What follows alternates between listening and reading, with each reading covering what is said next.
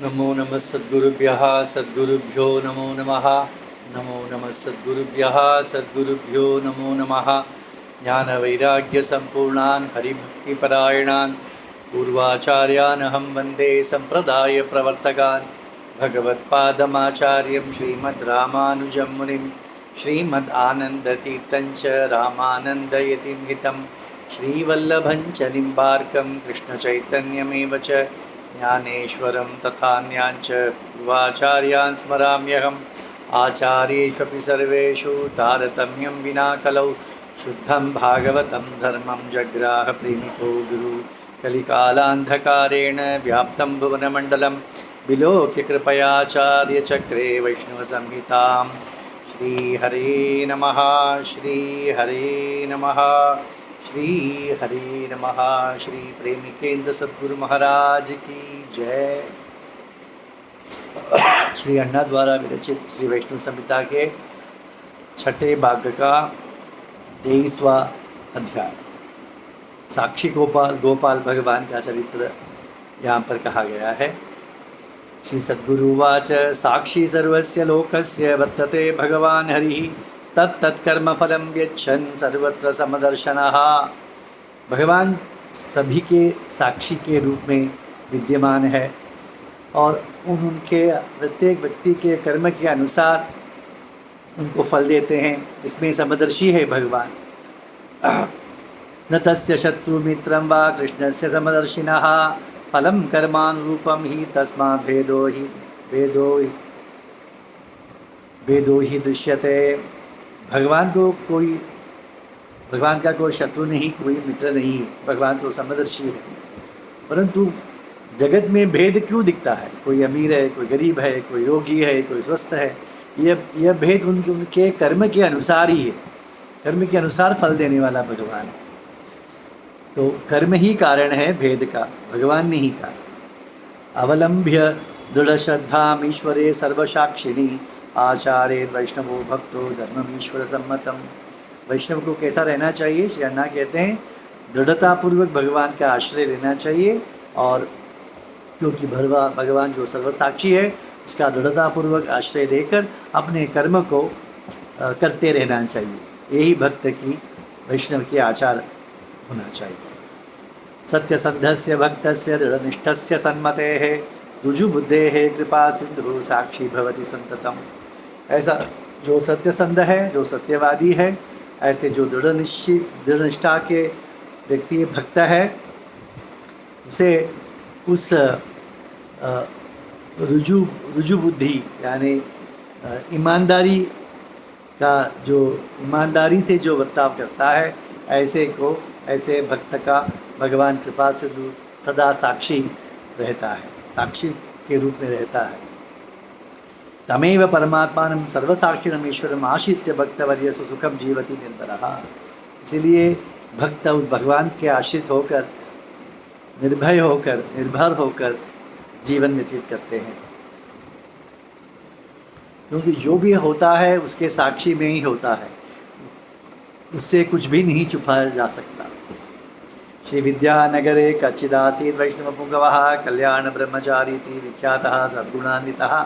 विद्यानगर नामक नगर में एक वैष्णव श्रेष्ठ था, उसका नाम था कल्याण ब्रह्मचारी।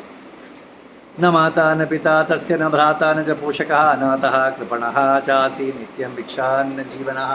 उसके न माता थे, न पिता थे, न कोई सगा रिश्तेदार था, तो वह अनाथ था, भिक्षा मांगकर अपना जीवन उधर निर्वाह करता था, पर सद्गुण संपन्न था।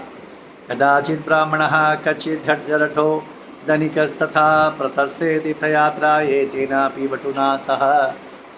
तो एक समय एक धनिक वृद्ध तीर्थयात्रा के लिए जाने की इच्छा कर रहा था, तो इस ब्रह्मचारी को वो साथ ले गए। युवा था तो सेवा करेगा, इसलिए इनको साथ लेकर तीर्थयात्रा के लिए निकल पड़े। ब्रह्मचारी महाशांतः तस्य वृद्धस्य संततम आचरण सादरम सेवाम अनुयात्राम चकारसा। तो ब्रह्मचारी भी उनके साथ, धनिक वृद्ध के साथ यात्रा करते हुए उनकी सभी प्रकार की सेवा करता था। इतस्ततः संचरन्तौ भगवद् ध्यान तत्परौ श्रीमद् वृंदावनम पुण्यम प्रापतुर यात्रिकौ सुखम। यहाँ वहाँ तीर्थ यात्रा करते हुए वृंदावन आ पहुँचे।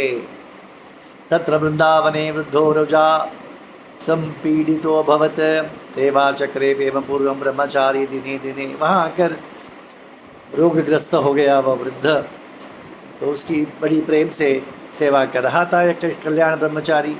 प्रहृष्टः सेवया तस्य ब्राह्मणः कृष्ण सन्निधौ दास्यामि कन्यकां तुभ्यमित्युवाच स्वयं बता।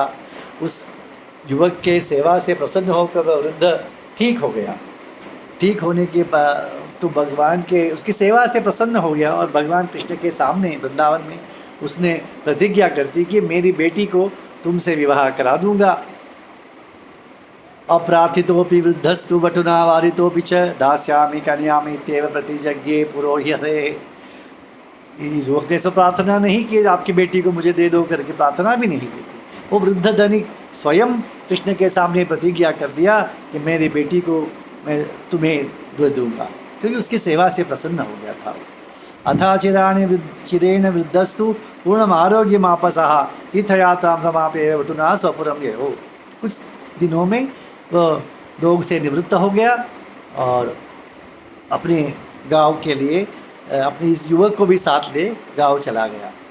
प्रतिज्ञां स्मारयामास ब्रह्मचारी दृढ़व्रतः सत्यसन्धं कर्तुकामो वृद्धं तं विजितेन्द्रियः।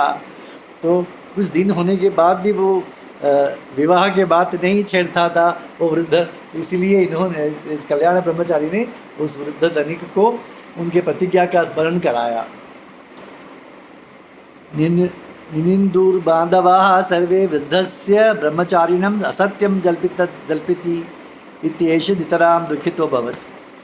तब जब वृद्ध ने अपने बंधु से कहा कि मैंने इसे प्रतिज्ञा की है भगवान के सामने कि तुम इस दे दूंगा तो हमें बेटी को देना है, तो बांधव तो कहते नहीं ये झूठ कहता है, ये कृष्ण कल्याणकारी आपको बना रहा है, आपने ऐसा कुछ नहीं किया होगा, ये झूठ कह रहा है।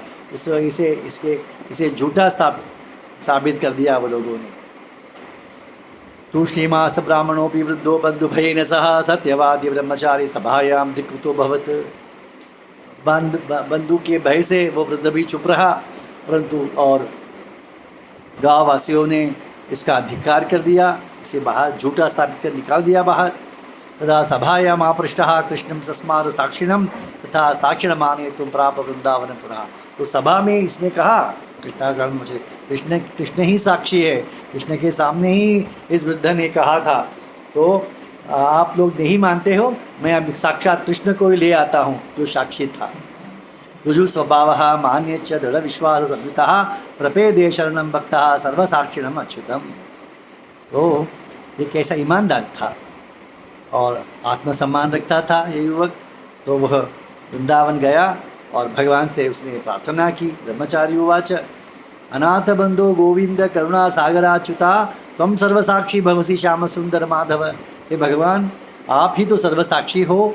अनाथोहम कृपा सिंधु दीनवत्सल केशव त्वामेव शरणम यामि शरणागत रक्षक। मैं तो अनाथ हूँ, आप अनाथों के नाथ हो, आपका ही शरणापन्न आया हुआ हूँ। तो माम अनाथम कृपा सिंधु तद्भक्तम सत्यवादिनम निंदन्ति अनृतवादिति हंत सर्वे जनाः। प्रभु, मैं तो आपका भक्त सत्यसंध हूँ, सत्यवादी हूँ, पर लोग मुझे असत्यवादी कहकर मेरी निंदा करते हैं। तस्मात् त्वं शीघ्रमागत्य सत्य मम निरूपय प्रह्लादस्य च भीष्मस्य वाक्यं रक्षितवान् असि। इसलिए आप शीघ्र ही मेरे साथ चलिए, मैं सत्यवादी हूँ, इसको आप साबित कर दीजिए। क्योंकि प्रह्लाद ने कहा कि स्तंभ में भगवान है, तो जब हिरण्यकशिपु ने पूछा तो प्रह्लाद ने कहा है, तो उसके वाक्य को सत्य करने के लिए आप प्रकट हुए स्तंभ से। भीष्म ने कहा कि मैं कृष्ण को हथियार उठाने मजबूर करूँगा, और कृष्ण का प्रतिज्ञा था कि मैं हथियार नहीं उठाऊंगा, परंतु अपना प्रतिज्ञा को तोड़ दिया, विष्णु प्रतिज्ञा की लाज रख ली। तो इस प्रकार तुमने उन सब के लिए जैसा किया था उसी प्रकार मेरे लिए भी तुम्हें आना होगा। सद्गुरुवाच इत्युक्तो भगवान कृष्णो भक्तेन ब्रह्मचारिणा श्री विद्यानगरम शीघ्रम प्रयो सत्यवत्सलः।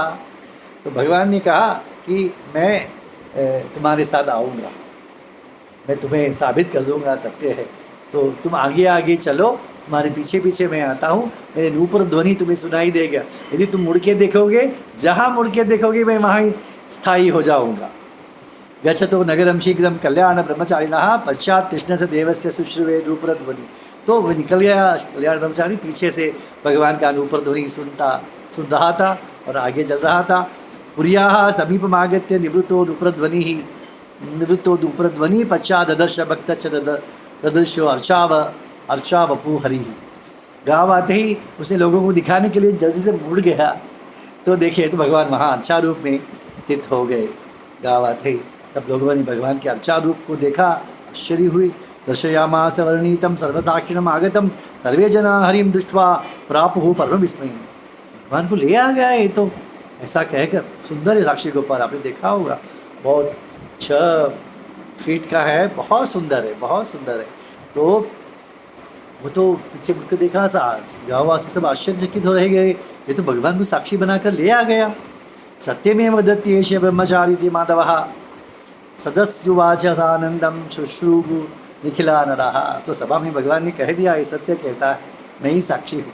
लोगों ने मान लिया। ततो वृद्धश्च सानंदम अनुज्ञातः स्वबन्धुभिः फलकृतां ददौ कन्यां कल्याण ब्रह्मचारी। तो सब उस वृद्ध को अभी बहुत आनंद की प्राप्ति हुई कि, और उसने अलंकार सहित अपने बेटी को उस कल्याण ब्रह्मचारी को विवाह में प्रदान कर दिया। भगवान साक्षी गोपालो श्री विद्यानगरे अवसत भक्तेन पूजितो नित्यम निर्मिते मंदिरे जनैः। आज भी वहाँ पर विद्यानगर में भक्तवत्सल साक्षी गोपाल के नाम पर विद्यमान है अच्छा रूप में, और भक्तों ने मिलकर मंदिर बांध लिया। वहाँ पर आए भगवान तो अच्छा बता लेकर, भक्तों ने मिलकर मंदिर बांध लिया और उस विद्यानगर में कल्याण ब्रह्मचारी ही उसकी पूजा कर रहा था, आज भी है।